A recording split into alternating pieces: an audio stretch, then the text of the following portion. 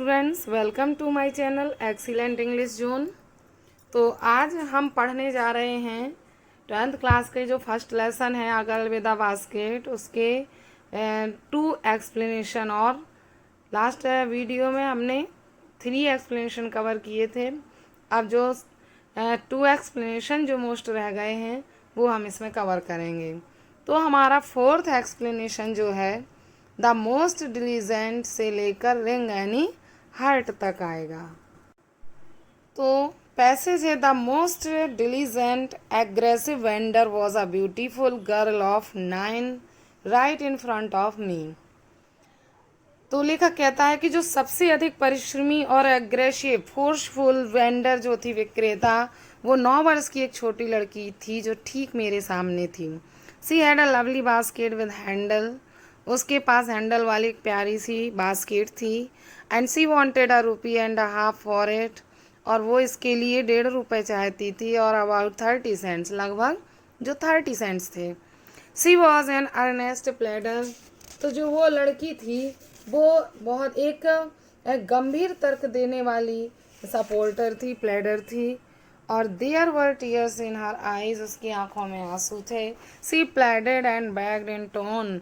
वह ऐसे टोन में उसने प्रार्थना की और गिड़गिड़ाई that would ring any heart, जो किसी को भी के हृदय को भी द्रवित कर सकती थी।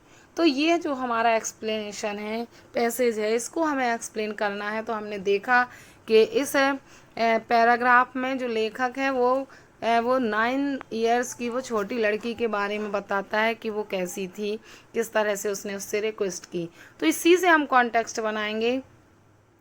रेफरेंस तो हमारा सेम रहेगा, कॉन्टेक्स्ट होगा हमारा इन these lines the writer describes the girl of 9 years and narrates her action. तो इन लाइन्स में लेखक उस 9 साल की छोटी लड़की के बारे में बताता है और उसकी जो एक्शन है, एक्शंस हैं, क्रियाएं हैं, उसको नरेट करता है, सुनाता है। तो अब हम एक्सप्लेनेशन इसका करेंगे। मोस्ट इम्पॉर्टेंट एक्सप्लेनेशन है ये दोनों इस वीडियो के। तो देखिए, and the writer tells us that, लेखक हमें बताता है कि when the writer had bought many baskets, जब लेखक ने बहुत सारी बास्केट्स खरीद ली, तो ही saw 9 years beautiful girl, तो उसने एक 9 वर्ष की छोटी सी सुंदर लड़की को देखा, who stood just in front of him, जो ठीक उसके सामने खड़ी थी। he was very much impressed by her, वह उससे बहुत अधिक इम्प्रेस हुआ। she was selling her basket, वह अपनी टोकरी बेच रही थी। Her basket was pretty to look at, उसकी जो बास्केट थी वो देखने में बहुत ही सुंदर थी। It had a handle too, उसमें एक हैंडल भी लगा हुआ था। She wanted to sell her basket for ₹1.50, वह ₹1.50 में अपनी टोकरी बेचना चाहती थी। It was about 30 cents in American currency. अगर हम अमेरिकन करेंसी के बारे में की तरह से सोचें तो समथिंग ₹1.50 मांग रही थी, वो चाहती थी। A she made powerful appeal to his so that he might buy her basket. तो उसने उससे, यहाँ पर टू हिज नहीं है, टू द राइटर है, मतलब to him, so that he might buy her basket, ताकि वह उसकी बास्केट खरीद सके। सी वॉज वेरी पुअर, वो बहुत गरीब थी। Her eyes were full of tears, उसकी जो आंखें थी वो आंसुओं से भरी हुई थी। She became very impressive by her pitiful request of the girl. He became very impressive, तो वह उस लड़की की पिटीवल दयनीय रिक्वेस्ट से बहुत ही अधिक प्रभावित हुआ। तो ये इसका एक्सप्लेनेशन हुआ जिसमें वो उस लड़की के बारे में बताता है और उस इम्प्रेशन के बारे में बताता है जो उस पर पड़ा। नेक्स्ट इम्पॉर्टेंट पैसेज है हमारा, this child of 9 dressed in rags and on the edge of starvation raised her chin, reached into the basket and with all the pride and graciousness of a lady headed a handed the money back to me.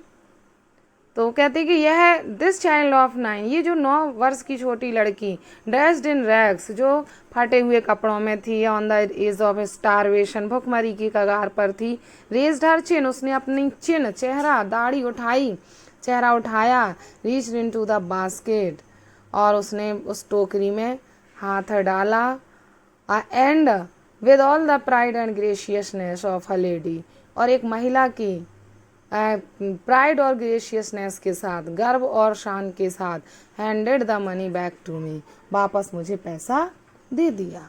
तो ये 3 lines जो हैं बहुत ही important है, इसका बहुत ही detail से explain बनता है। तो इसका कॉन्टेक्स्ट बनेगा, in these lines the author narrates the behaviour of the little refugee girl of 9 years. इन पंक्तियों में लेखक 9 वर्ष की उस छोटी शरणार्थी लड़की के व्यवहार के बारे में बताता है। तो अब हम एक्सप्लेन करेंगे कि क्या करती है वो।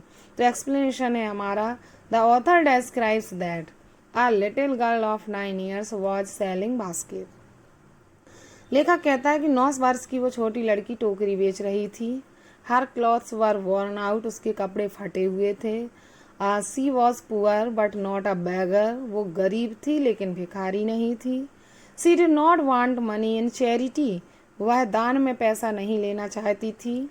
सी wanted to sell her basket to the author for money, वह पैसे के लिए लेखक को अपनी बास्केट बेचना चाहती थी। When the writer gave her 15 cents as gift without buying her basket, और जब लेखक ने उसकी टोकरी खरीदे बिना लगभग 15 cents उसकी बास्केट में डाल दिए, तो she lifted her face with pride, उसने गर्व से अपना चेहरा उठाया, and return the money to the writer, और लेखक को वो पैसा लौटा दिया। While she was a poor starving girl of 9 year, जबकि वो 9 वर्ष की छोटी भूख से मरने वाली, भूखमरी के कगार से गुजरने वाली लड़की थी। तो इस तरह से बताता है लेखक कि किस तरह से उस लड़की ने लेखक का पैसा वापस कर दिया, और ये दर्शाया कि वह आत्मसम्मान से भरी हुई है।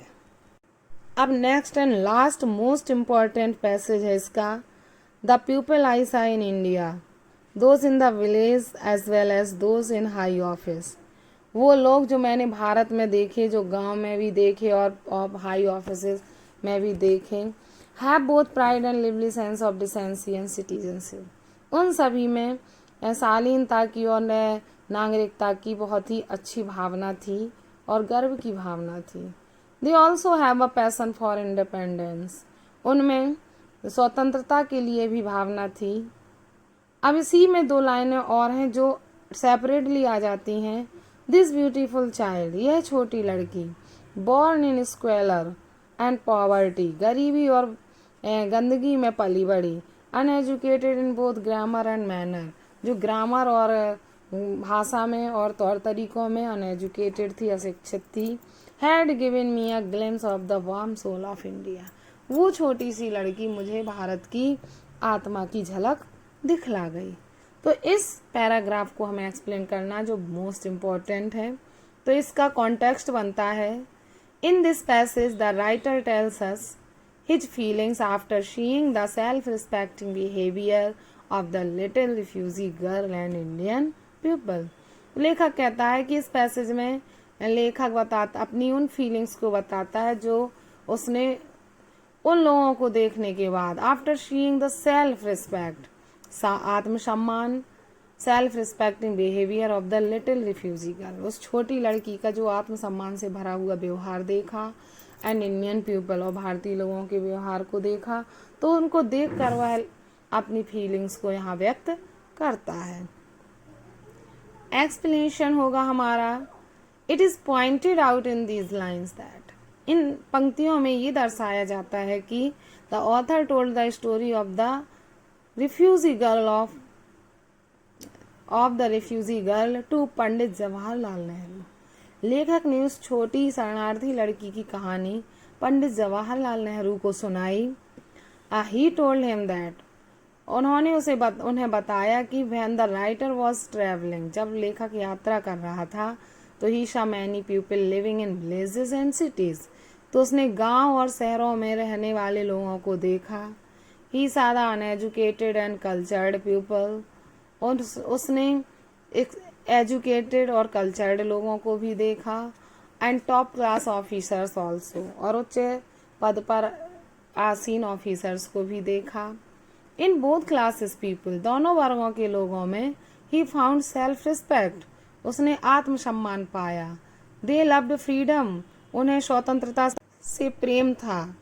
दे knew how to behave decently and were good citizens, वे अच्छे से व्यवहार करना भी जानते थे और अच्छे नागरिक भी थे। The writer felt the praise for their virtues of Indian people, तो लेखक कहता है कि वह भारतीय लोगों को उनके गुणों के लिए उनकी प्रशंसा करता है या महसूस करता है। तो ये हमारा लास्ट एक्सप्लेनेशन हो गया जो मोस्ट इम्पॉर्टेंट है। तो इस तरह से ये हमारा लेसन कंप्लीट हुआ, जिसमें हमने समथिंग 6 एक्सप्लेनेशन 2 पार्ट में पढ़े और 1 पार्ट में इसके शॉर्ट आंसर कवर किए। तो ये कंप्लीट हो गया लेसन। आई होप आपको लेसन समझ में आ गया होगा। क्वेश्चन आंसर एक्सप्लेनेशन सभी आपने कंप्लीट कर लिए होंगे। तो इस लेसन को राइट करके कंप्लीट करें और फिर हम मिलते हैं नेक्स्ट वीडियो में नेक्स्ट लेसन के रिटन वर्क के साथ। आज के लिए इतना ही। Thanks for watching video.